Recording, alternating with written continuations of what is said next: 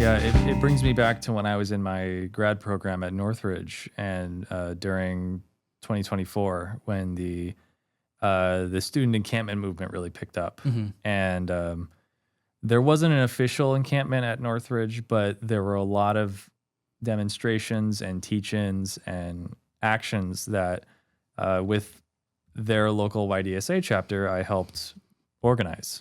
And I remember being at some of those events, and especially like after the incident at like UCLA, when the encampment was stormed by a bunch of thugs, and the police didn't do anything. Right. I remember like the day after that happened, I went to an event and I was like, man, I don't know, like this is kind of scary. But I look back on it now and it's like, yeah, like that whole student movement for the encampments for divestment, like that really made a difference in public opinion. And like, you know,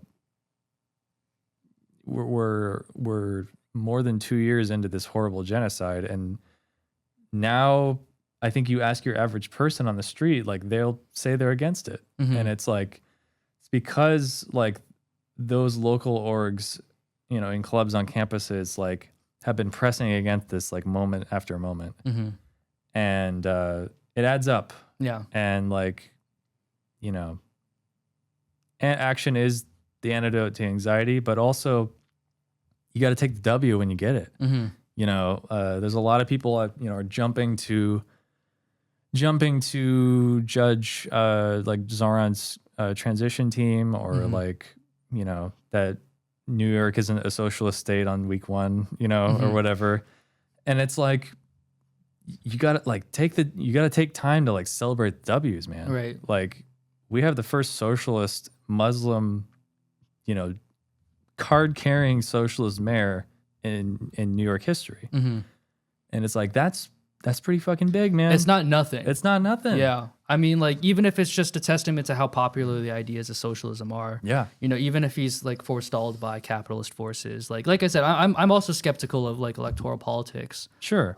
You like you said, you take the wins when you can get them. Yeah. I'm still excited. I mean, even if, you know, not much else changes after this week one, you know, like the forces of capital come bearing down on Zoran and they put a stop to what he can. I think it helps to expose like those forces, because some people think, oh, these things can't change because it's too hard. It's like, no, they can't change because people are actively working against those changes. Yeah. That's the big difference. People think that it's just, you know, it's just hard to get those things done. Like a lot of Democrats like to advocate for the idea of like incrementalism or slow change, and then they never end up doing anything, you